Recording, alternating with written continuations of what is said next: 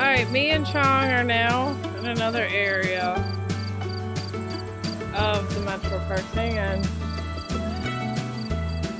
we're wrapped around here. There's a bridge that's going over here.